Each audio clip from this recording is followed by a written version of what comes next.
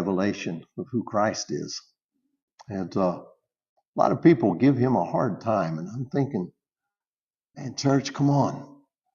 Don't be bad-mouthing the guy.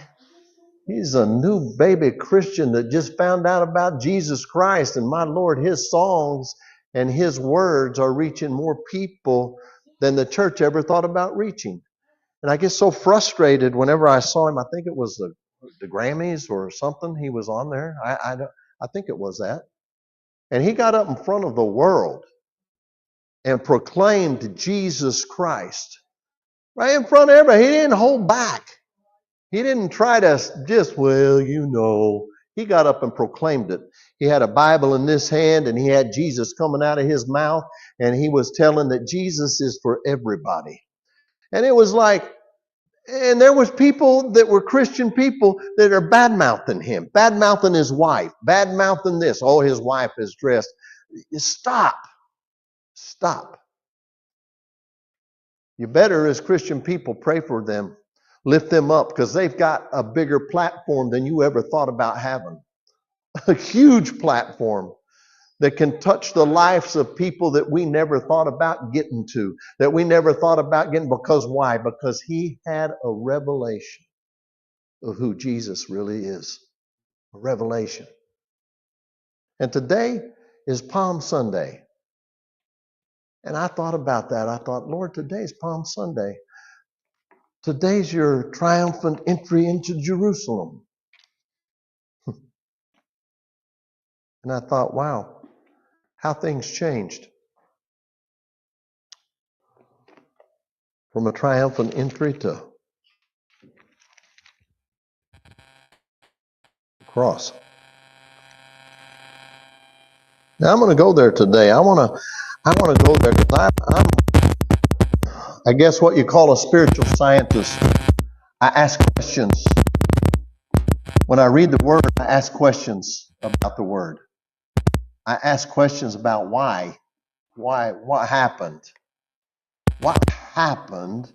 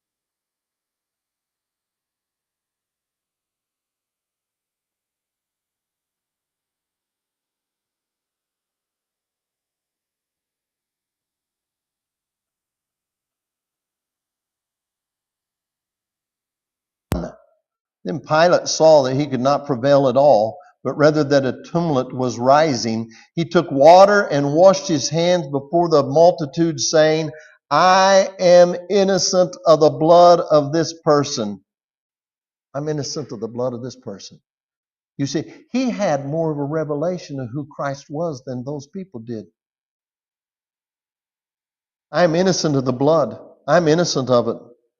These people were so persuaded by people, by the chief priests, by the leaders, by those that were in charge at that time. They were so persuaded that they told Pilate, they said, look, all the people answered and said, his blood be on us and our children. That's called persuasion. Can you imagine saying that? Speaking that out of your mouth? Let his blood be put on us and my children. On my children. Let the curse that comes off of that be put on me and on my children. Let that happen to us. And then I thought, why? Why did that have to take place? Why? Why did it take place? Why?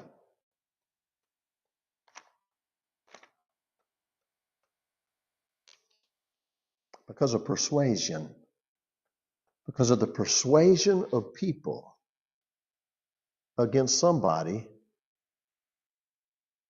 who did not have a revelation. A revelation of what?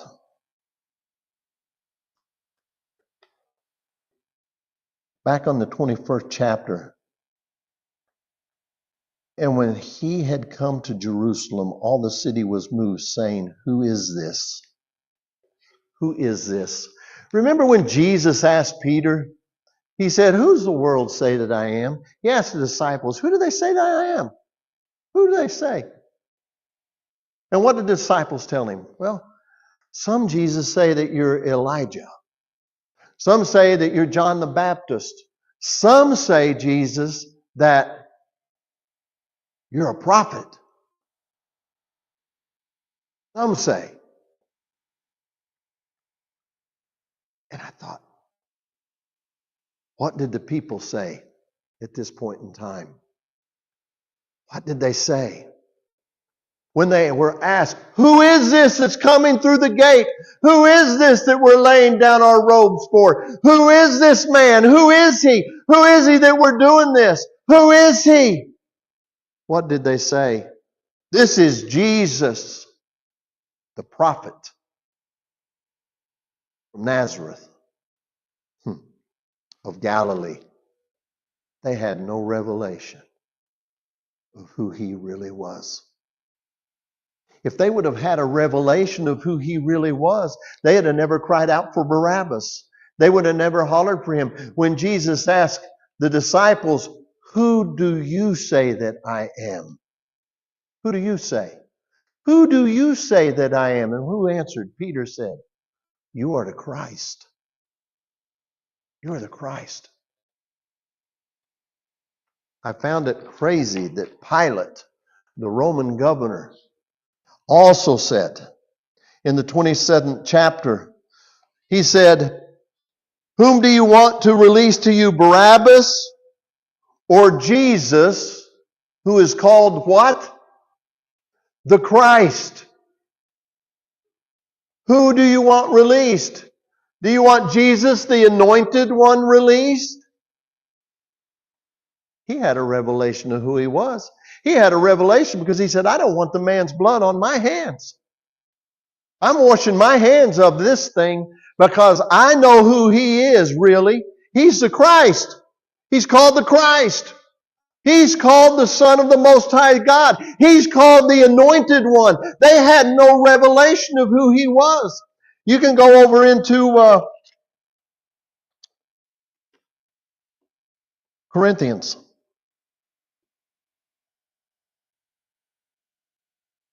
The 2nd chapter of 1 Corinthians.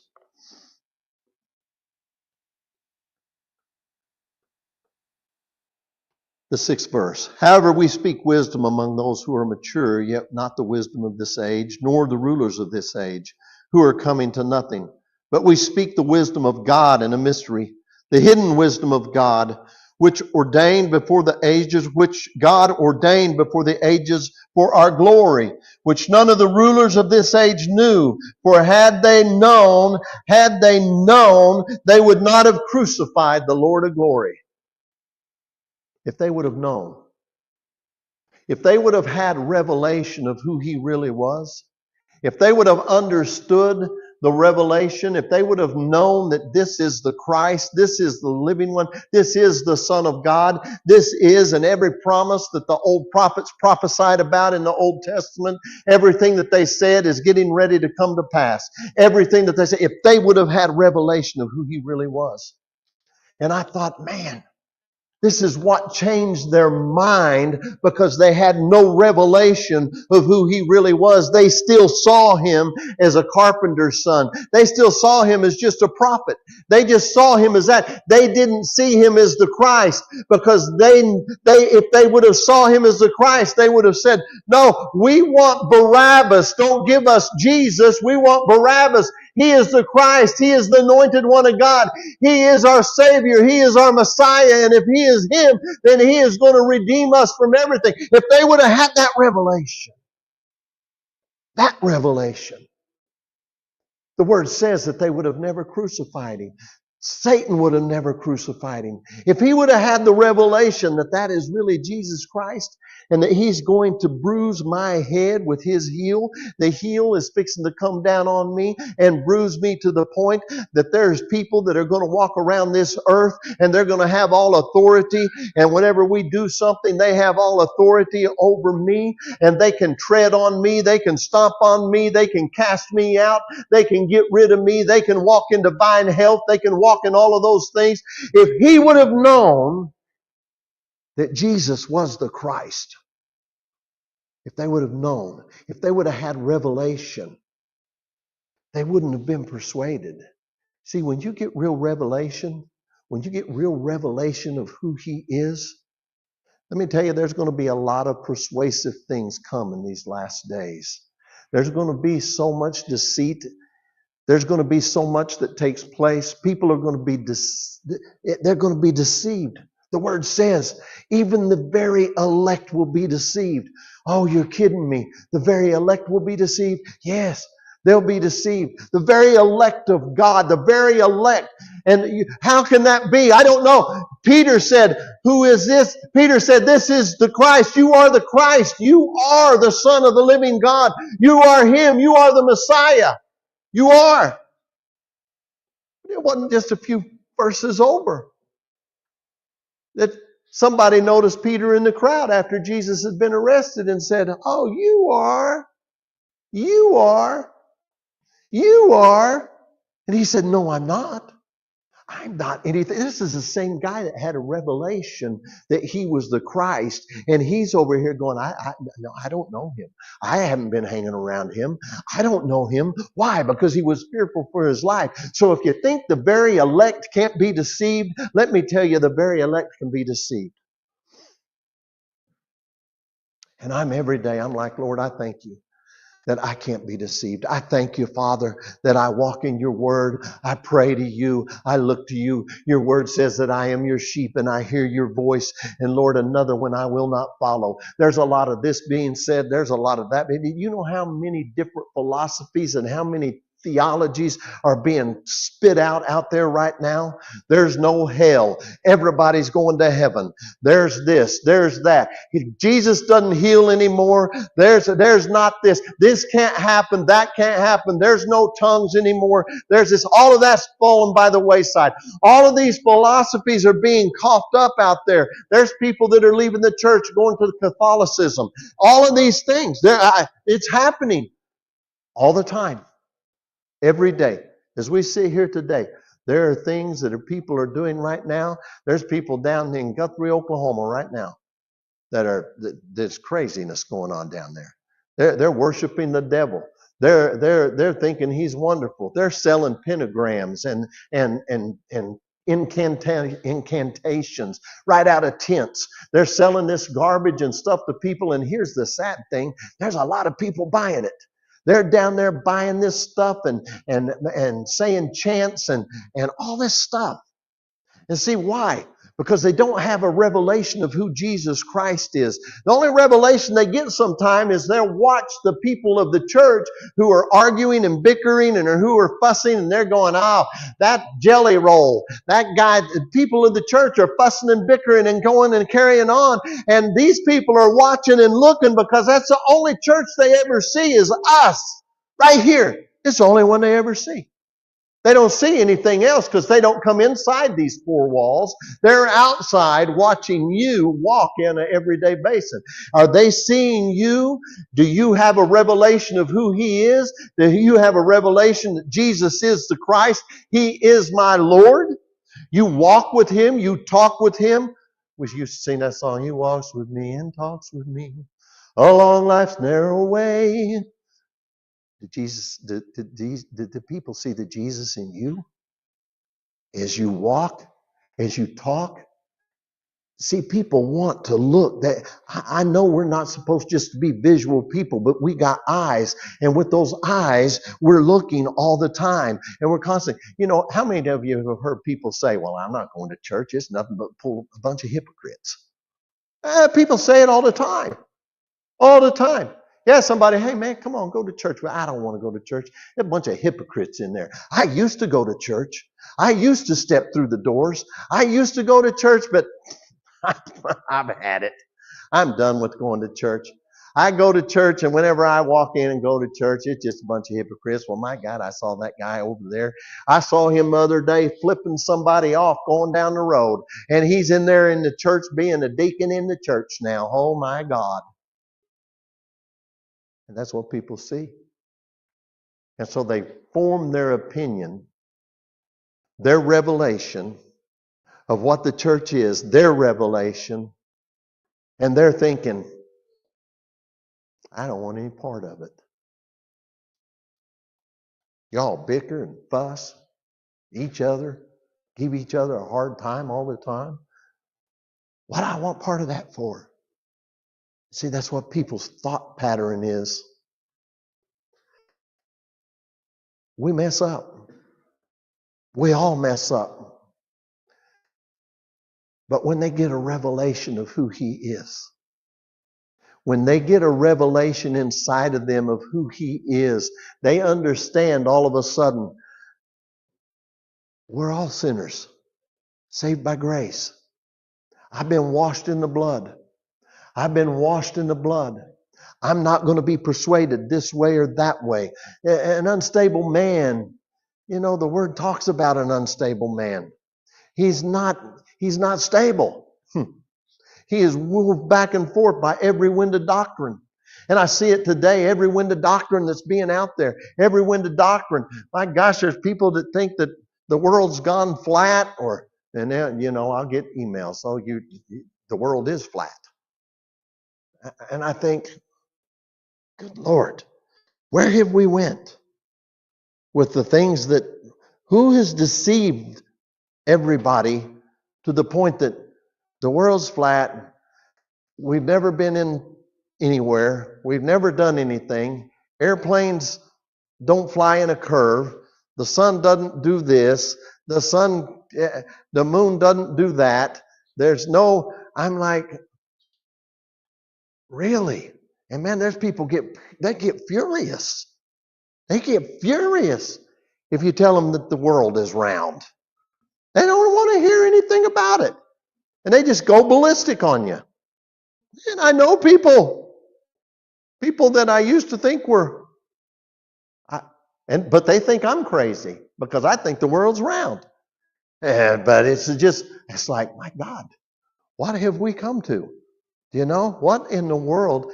All of these different things, everybody's dead that ever served in the country. Joe Biden was killed in Guantanamo, and Obama, and I'm like, who are these? Well, these are people with masks on. And I'm like, and then I heard the other day that Trump's been president for 3 years or 4 years or 8 years, He was president the whole time Biden was in there.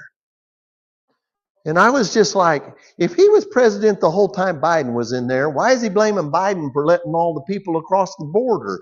The things that they say doesn't even make common sense. I had somebody want to go out for dinner not too long ago, and we sit down, and the first question they said, how far down the rabbit hole are you? I'm like, the rabbit hole. The rabbit hole. Alice in Wonderland. How far down the rabbit hole are you? And I was like, And then they tried to persuade me. Look, this is all a setup. Everything's a setup.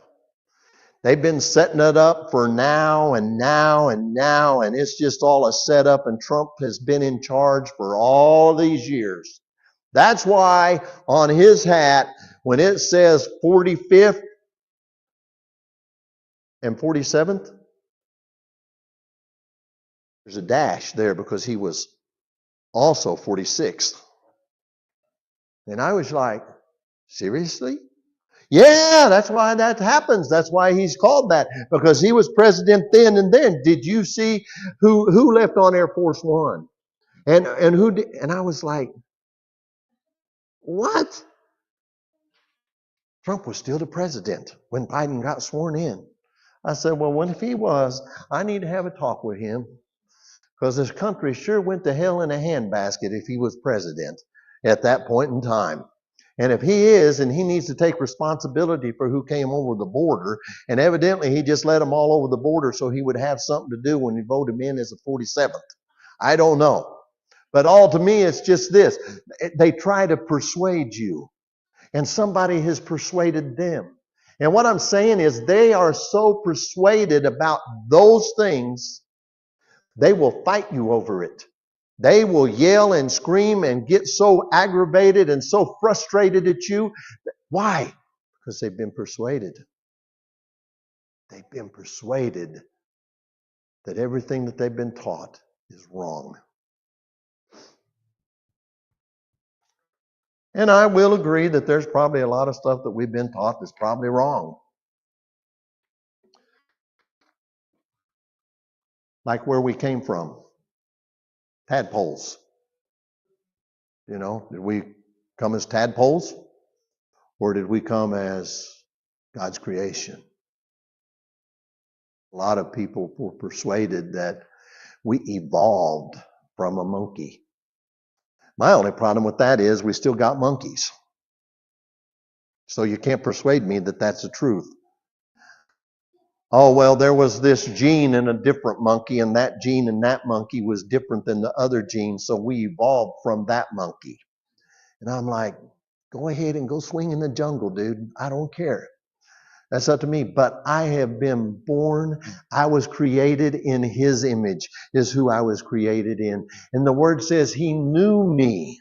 He knew me before I was ever born. He knew me whenever I was in my mother's womb. He knew me, Ronnie, before I ever came into this world. Isn't that amazing? But there's people that would want to persuade you differently. There's people who want to persuade you to another way. They want to persuade you this way. They want to persuade you that way. The word says to stay right here. Remember the word that I told you God gave me for this year? To focus.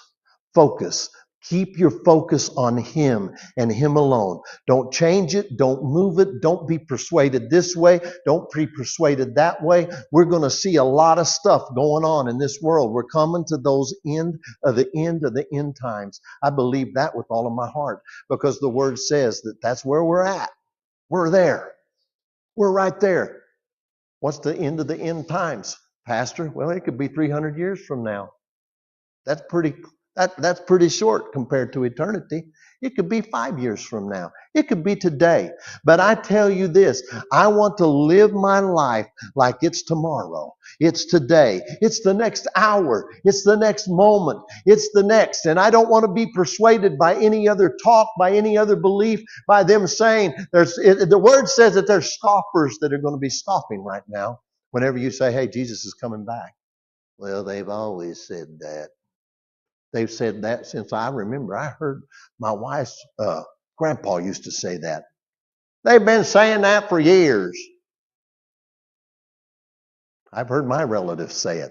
They've been saying that for years. Jesus is coming back. Well, I'm a few days closer than what it was back then when they were saying it then. And I'm going to keep saying it. I'm telling you, he's coming back. And he's coming back for a church that has a revelation of who he is. Those people back in this book, whenever Jesus walked through that city, they had a revelation, but they had a revelation that he was just a prophet. He was just, if they would have a revelation of who he was, when they shouted out, who do you want me to release? Barabbas or him? Pilate was I'm thinking he was in total shock whenever they started yelling Barabbas. I'm thinking he was standing there going, are y'all serious? Are you serious? Do you know Barabbas has killed people? He's robbed. He's raped. He's done all of this stuff, yet you want him instead of Jesus, who's called the Christ? What? Him and his wife had more of a revelation of who Jesus was than those people. He washed his hands. He said, I don't want nothing to do with this deal. It's on you.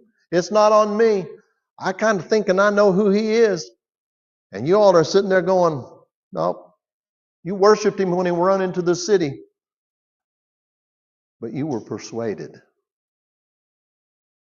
You were persuaded that he wasn't who he said he was. Wow. Isn't that amazing?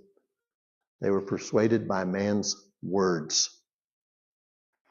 That's why it's so important, the words that we speak out of our mouth on a daily basis. Don't be persuaded this way or that way. Be persuaded that Jesus is the Christ. He is the only way to heaven. And it's only through him that you're going to get there. That's the only way. There is no other way to get to the Father except through him. And that's what he said. He said there's no other way to get to heaven. Not by your works, not by all of this other stuff. You're not going to get there. Your name will never be written in the Lamb's Book of Life. It will never be written there.